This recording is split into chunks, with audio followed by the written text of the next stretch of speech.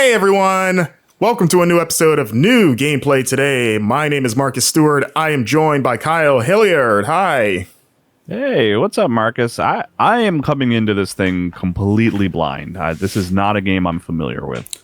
Okay. Well, you know what? The title's appropriate because this game is called Islands of Insight, and you and I are going to go on a journey together and gain a lot of insight about what the heck this game is. It looks pretty cool. We're going to be looking at some gameplay footage that I've captured, so it's me playing the game.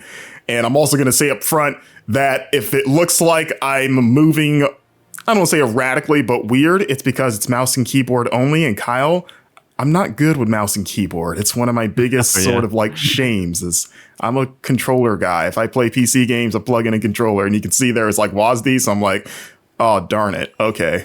All right, I'll make this work. Yeah, it's a preview build, so there's no controller support as of yet. Hopefully there is some when it actually comes out. But yeah, Islands of Insight. It's a game that comes out very soon on February 13th for PC. And it is an open world, shared world puzzle game that features 10,000 puzzles. And I said 1,000 twice because that's a wild number of puzzles to have. Yeah, I mean, and honestly, that does scare me a little bit. If it's like that's a wildly huge number, that to the point where I'm like, is that too many? Well, if it helps, now we've only got like 9,999 to go because I did one in the beginning. So yeah, they throw you right off the bat. Kind of put you in these basic sort of connect the tile puzzles. And yeah, the game you play as a seeker, and you're kind of I don't know what a seeker is, but that's what you are. And you're sort of like materialized on this island, and you're guided by this weird ethereal entity saying like, hey, come in if you want to maybe get your wings, so to speak. You need to come and explore these massive islands and solve a ton of puzzles and maybe learn some things about yourself. And there's we'll see in the menus a little bit, but there's all these different puzzles. They're all over the place. Like you can barely go 5 feet before you see something that you can solve. And I as a fan of stuff like the Talos Principle, which is a similar premise of like open world puzzle stuff, this project intrigued me.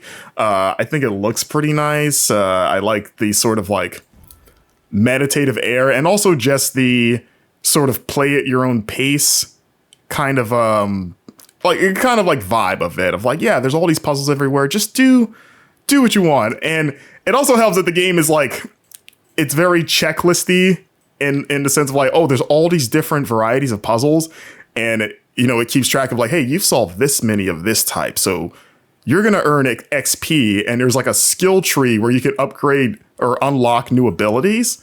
Like the first ability I unlock, we'll see later, is a double jump. So you can see that little meter there. It's like, okay, you've earned some points in your logic grid mastery, which was the kind of puzzle I just did there.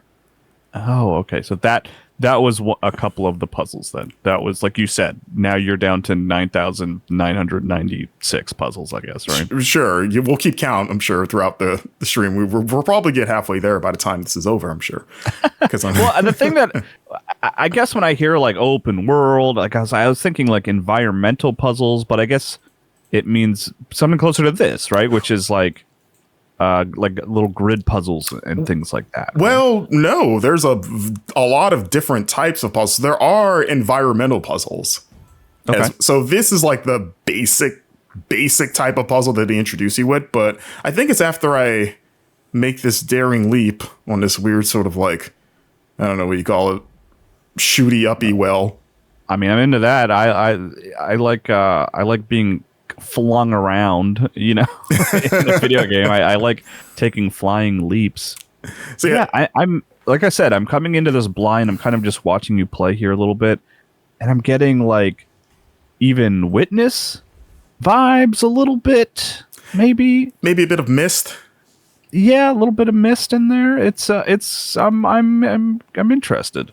Yeah, I like these grid logic puzzles too. Like even these in the like 20 minutes that at least that I've captured for this, they've iterated on them and like, okay, now that you've got the basics down, we're going to throw like a curveball in these. But here's one environmental puzzles where you have to find 2 blocks with matching symbols and sort of connect them to match them. And again, that's the most basic version of that. Yeah, that's tutorial. That's just telling you how it works on a basic level. Yeah. But the other ones I've seen, the blocks will be like in very different places. You're like, okay, you see the one there. Now, where's the other one? We're like, where's it hiding? So it's almost like a hide and seek thing. So that's like an environmental puzzle. There's another one that there are like invisible arches around and you have to walk through them to make them materialize. So it's kind of like keeping your eye out, be like, is that? Because you can kind of faintly see it, you know? Okay. So you're just like, okay, I got to find these invisible arches and walk through those. There's there's like a ring version of that's in like the next island that I'll get to. And yeah, but there's also a cool one with rings where it's like there's like a bunch of rings kind of like tangled together, and you have to look at them from a specific angle so to where you can see through all of them except for one ring that's like dark colored because the other ones are gold. Okay. So that's like more of a perspective puzzle. Okay, there's the invisible arch thing. So I was like looking at this, I was like, wait, what's happening here? And it's like, oh, that's a thing. Huh. Hidden archway mastery. Okay. Yeah. So this is like, I'm sorry. So here's the encyclopedia where every time you solve a puzzle for the first time or a type of it, it tells you, like it logs it of like, these are all of the types of puzzles that you found. So what I like about this is sometimes in puzzle games, you'll solve something for the first time, like accidentally and be like, I don't even know what I did. And yes. Yeah. So if you come here, it'll explain the logic of that puzzle for when you run into it again of like, oh, okay, that's what this is all about. Oh, okay. Yeah, I ran into that with Talos Principle too, actually, where I solved the puzzle early by accident and it kind of threw off my whole experience. But that's smart. Yeah, I mean, this feels like just looking at it. Oh, here you go. You got your double jump. That's pretty exciting. Oh yeah, that's the skill tree there. Oh, you have okay, weird. God, skill tree in a puzzle game. I'm into it. It's odd. It's not expected. Cool. But yeah, it feels like the kind of game where you can't walk 5 feet without like stubbing your toe on some sort of interactive thing that you need to figure out, right? Like a puzzle, right? Yeah. Like even here, I was like, okay, another one of those block puzzles. Okay, where's that other one? Don't know yet. But yeah, it kind of makes the world feel kind of like toy-like, right? Like, oh, everything's like a game. I want to see like what else is in here. Like, what am I going to touch? And it's like, hey, smarty, can you figure this one out? Huh? I'm actually and no enemies or anything, right? Not that I've seen. I don't want to say for sure. I mean, 10,000 puzzles, you got to fill it with something, right? I doubt there's like traditional combat. Like maybe it's like a puzzly sort of like confrontation. You know what I mean? Like solve this and you die. I don't know. But at the same time, I don't know. Just even in these early moments, they very much promote like a, hey, you know, it's chill out, man. Take your own time. Like they tell you like when you get your double jump or like they're like you can fall, but don't worry about it. You'll be fine. You know? Okay. Like if you fall off the island, you're just gonna come back. It's cool. The Steam description for the game calls it uses the word sublime, which is not a word that you use unless you got like a chill kind of walk around at your own pace kind of game, you know. Actually, we're gonna see a bit of that island fallings. I was like, oh, can I get down there? And I was like, oh, well, blew that, but there we go. No fall damage, like you're saying. Yeah. Yeah, I don't even think you have a health bar, honestly, or anything. Yeah. But here's the ring puzzle. See, it's like look through old golden rings, but no dark ones. I'm like, what is that? I think I know what that means, but some kind of clicking the rings. But I was like, I don't know if that's what they want. And then the fun thing about watching myself is kind of seeing the wheels in my head turning. Like, what if I did this? Is this what they want? And it's like, yep. All right, I see. I kind of see how this is not meant to sound dismissive or critical, but like I kind of see how they hit that 10,000 number now because they have like templates for a number of different puzzles that they can rearrange in different ways. Right. It's like I mean, yeah, and even in the beginning, they have this grid puzzle. There's eventually they do a thing where they add numbers to the like blocks, and so like if, let's say the white blocks, like one of them has a 3, it means you have to find a way to connect 2 more white blocks to it so that it's 3 total, but it can't touch any other white block. So then when there's a bunch of blocks that have numbers, you're trying to find a way to basically almost like Tetris fit them all in there, where it's like, okay, each block has each number has the appropriate number of blocks associated with it, but none of them are touching together. They're all independent. And then you fill in the rest with like black, you know? Right. And that's actually coming up pretty soon. So even then it's like, okay, we're already changing this up. I've only done the basic version a few times, but okay, we're already getting our first curveball. That's like, I'm wondering if it keeps that pace throughout the game of like, okay, they don't drag it out. Like they kind of almost seem to assume like, we think you get it at this point, so you're ready to graduate to like the next version of this, which I like because it kept me stimulated continually, even in the first like hour or so that I've played of it. The other thing about this game that I mentioned before is that it's supposed to be like a shared world thing. Like you start the game by creating a custom character.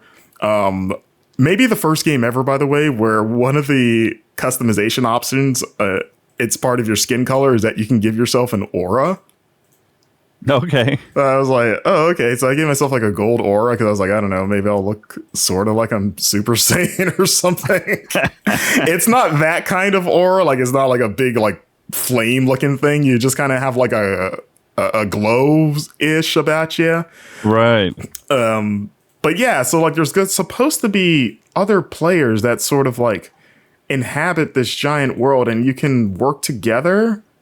Or you can just sort of do your own thing, I believe. I didn't have, there's no other players in this build that I was in, so I didn't get to mess around with that. But I'm really curious to see about like how does that work? Because like ostensibly the game's an MMO, but like, you know, like if I'm doing something, can somebody walk up and like just start interacting with the puzzle, or can they be like, actually, you know, you need some help? I did this before. You need tips or anything like that? An interesting idea. Yeah, so I'm curious to see how that works, because we saw it a few seconds ago, but the game does have a hint system. And what I like about it is it seems, it seems good, but it seems very thoughtful, we'll say, where it gives you just enough without spoiling it. And there's like 3 degrees of hints, like you have like 3 hints that you can spend. And like I used it a couple times just because I wanted to see how they handled it. And for that one there, the one that I just solved, it was like, hey, you know, maybe it was like you were on the right track, but the first block that you clicked was wrong. But other than that, you're doing good. And I was like, oh, okay, that's like I can work with that, you know? Yeah, okay. Like it just but you're right. Like it sounds like it's not giving you too much, because that's the danger. Right, it's like, well, I don't want you to just solve it for me. I just need a nudge, you know. In a way, it kind of like almost reads what the screen it has, like of like, okay, no, you only screwed up on the first block, but everything else, like you're doing pretty good. And I was like, oh, okay, that's very like, proud of you. Dynamic. Okay, okay, so now we're graduating from Tutorial Island here, and we're about to go into the Broadw. And I think I zoom out the map so you can get a better sense of the scope of this game. So yeah, and I've unfogged this early portion, but spoiler, the game is huge. It looks massive. I mean, even just looking from here, you can see everything on horizon there that you can go to, which it looks cool. Like there's a cool pyramid there. You see that all the waterfalls, like everything out there looks so inviting. Like I want to see all of that. It looks pretty rad. Not peer the boundary. Oh, so I blew the big jump. Like they're supposed to. I forgot I did that. But I did find that hidden arch, so it paid off coming back. But you're supposed to make this big cinematic leap into the world, and I somehow blew that. Like I just fell to my death. Kind of looks like you're not going to make it. Was my thought. There you go. Yeah, there. And now it's like, look at everything. Yeah, you must have just walked off the edge instead of jumped or something. They're gonna follow her first. The Auroral is this weird entity. Auroral? Auroral? Yeah. Auroral? Auroral Borealis? The thing in Skinner's kitchen? Is that a steamed hams thing? That is yes, it is. That was your puzzle. That was what Simpsons reference am I making? I mean, who knows? There's 10,000 puzzle. They might just squeeze in some pop culture. Maybe one references. of them is, make steamed hams. Oh, okay. There we go. So yeah, now we're in this kind of like Egypt themed, I guess, biome or island, whatever you want to call it. And it's I kind of assumed the whole world is sort of Egypt themed, but I guess this is that not necessarily the case. I guess maybe my impression was like just when I glanced out over the horizon and saw the other islands, I was like, okay, it looks like there might be other architectural styles on some of the other ones. Okay, but maybe you're right. Maybe it's all actually Egypt themed. But yeah, look at that. 10,000 puzzles, guys, all up in there. Yeah, I'm kind of scanning around, just trying to get a look. Like, oh my god. And again, seeing all the like on that top bar of like all the sort of like checklist of like 0 out of this many, 0 out of this many, that kind of gets the lizard part of my brain going like, oh, I want to fill those in. Yeah, I want to make those numbers bigger. Yeah, it's like, and it's just solving at least what I've seen thus far, like enjoyable puzzles. Like, that's cool. I mean, it also seems like an easy game to sort of like chip away at in like pieces, right? Yeah. I'm just going to go in and solve like 5 things and then, move on to something else if that's kind of your pace. Oh, and again, scratching that itch is like, there's straight up like timed like objectives. Where it's like 8 hours to finish these objectives, I guess. Yeah, I guess is the shared world part of like, okay, it's like, are these like daily challenges, I guess?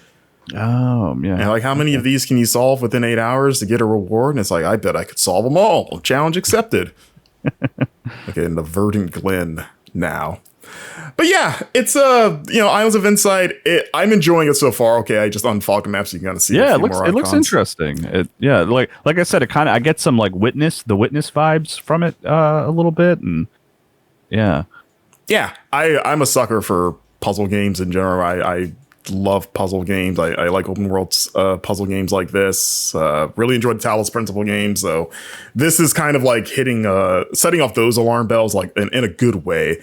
And I'm glad that the launch isn't that far away. February 13th on PC. And there's actually I believe there will be a demo for Steam Next Fest on the 5th. So you'll be able to play it pretty soon and give it a try if you're interested. But yeah. Thanks for joining me, Kyle. Yeah, thanks for having me. Yeah, we'll see you next time. Bye.